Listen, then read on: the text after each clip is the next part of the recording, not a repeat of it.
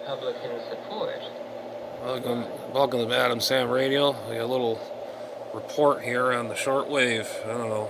I guess this guy's back on WWCR. It's going to be very close, though. And we'll see where these 4 states go. But I'm just saying, those are the 4 that you should be watching. There's going to be people out there saying, oh, pay attention to North Carolina, Florida, and Ohio, and Wisconsin. I think those 4 states are a write-off at this point. And, I mean, if you want to follow them, go for it. But if you want to think, well, where could I put my time and effort? Which ones are worth watching? Those are the 4 I think that you should really consider. So we'll see. And that's where it stands tonight. We've got a few weeks. Things may change. We will see. Gubernatorially speaking, there's just a couple interesting races that, I mean, it's just going to be interesting to see what happens. For instance, the New York gubernatorial election of all things.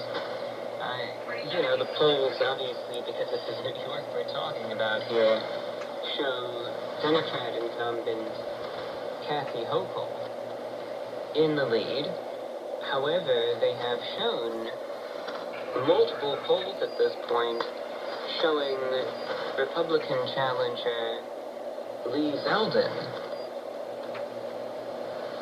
gaining considerable momentum. And months ago, they were showing him down by 25 points in the polls. Now you have polls coming out showing him down only 2 points, 3 points, 5 points, not the 20-something points he was down by just a few months ago. Now, it's extremely, extremely, extremely unlikely that the remaining difference gets made up. But I think New York is going to surprise some people. I don't think you're going to have some people that don't really pay attention, that aren't going to think it's going to be a close race. They're going to expect a blowout, and then they'll be shocked when they see it just within a few points, at least where it stands right now. But the writing is on the wall for it being a closer race than what people, I think, expect. But generally speaking, the way elections are in New York at this point, just by population, the vote in New York City outweighs everything else in the state. The rest of the state, even the suburbs, even Long Island, you name it, can vote overwhelmingly one way. But because of the population difference, if the city votes the other way, then that's just going to be that. I thought this guy was going to be off the air. They pulled him off. I guess he's back on. The polls are just showing a tightening race there. But just a state that not a lot of people are really thinking about. Another state that I think some people aren't really considering is Oregon. Because similarly to that sort of urban versus rural dynamic, Oregon at this point, you have the city of Portland, which essentially calls the shots. Because you have the city of Portland, and then the rest of the state is more along the lines politically of, let's say, Idaho. So, Portland overwhelmingly decides the state. But this time with the gubernatorial election in Oregon, so the incumbent governor, who is not running for re-election, she's not on the ballot, but she is a Democrat, and she is incredibly unpopular. She's actually one of the most unpopular governors in the entire country, so she is not well liked. And that's left a bad taste in a lot of voters' mouths in Oregon. They just say, I don't like the way things are, and, they just kind of, obviously they're not happy with the leadership they have. So, you have a 3-way race in Oregon. You have the Democratic nominee, you have the Republican nominee, and you have a third party, independent, with considerable support. And whenever you throw in a third-party candidate that actually has a considerable following, that can really change the dynamic in races that normally you wouldn't expect to see changed in any way. You'd think the result would be very straightforward. To have a third-party candidate that especially may take votes away from a certain party and that could give the other party a substantial advantage. So what you're seeing in Oregon is it seems as though the third-party candidate on the ballot is favoring the Republican nominee. So it's more or less splitting the Democratic base, whereas the Republican base in Oregon seems unified. So every single poll, every single one, conducted in Oregon, of all places, shows a Republican win at this point. Now, is Oregon actually going to go red? Because that's not something many people would expect. At the last minute, I wouldn't be shocked if things if voters end up breaking for the Democrat nominee at this point. And it's going to be very close, I think.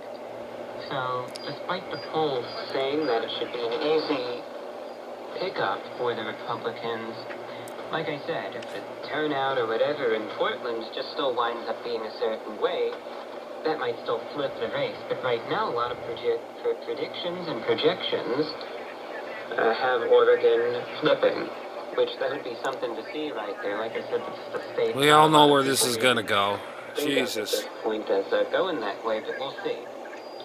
But there's still a few weeks out to Election Day, so things could obviously change. But the two most interesting gubernatorial elections, I think New York and Oregon, just two ones that don't get a ton of coverage but might have some interesting outcomes.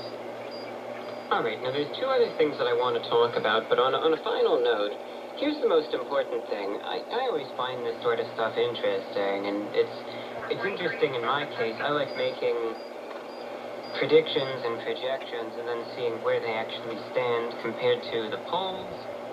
I find this stuff interesting, but in the end, if you decide to vote, and number one, that's your choice. It's up to you if you want to or not. If you say, I just want to sit this nonsense out, I don't blame you for doing it at this point. So that's what I'm doing. Honestly, that's your choice. Do what you want to do. That's first thing. Some people, it's like they'll hold a gun to your head and tell you, you gotta do this, but forget those people. Number one, forget this whole damn thing. Always remember that. Secondly, if you decide to vote, know what you're voting for and know who you're voting for. It doesn't matter at this point. We're all screwed as it is. Doesn't matter who's gonna go. Then useful idiots who are just gonna show up, vote for people that they know nothing about, and vote for things that they know nothing about, and call it a day. There's a lot of people out there that would love that. So, if you're going to make that choice to vote, then know what is on that ballot and know who these people are. Doesn't mean you need to, know their life stories or anything, but at least just understand. Alright, this is what these people are, and this is who these judges are, and this is who these, etc., etc. Just know the people on the ballot. Don't be a useful idiot. Just do a little bit of research. We seem to forget that we have this encyclopedia of information easily available. Yeah, might as well just throw that out the damn door. Who needs an encyclopedia nowadays? Some search results could always be skewed, but, just try to look at resources you'd consider reputable, reliable. Just get a basic understanding, and then make the choices that you feel are best. Throw the book in the burning. Throw the book in the burning barrel and get it done and over with. It's all done. For the people all done.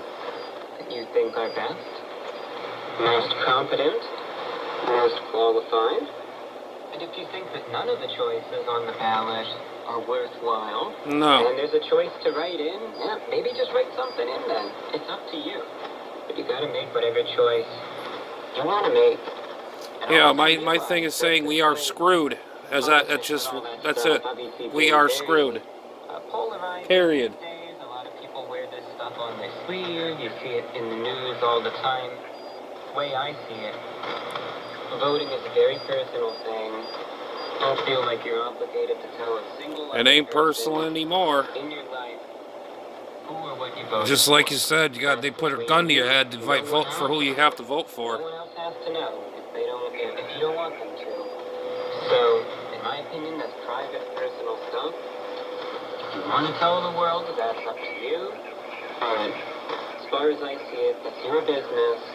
Don't let someone else pressure you, and make the choice. It's almost like say don't do drugs. How does it matter if it's not Peer a popular pressure. choice or whatever? That's just between you and no one else. So that's all I have to say on that matter.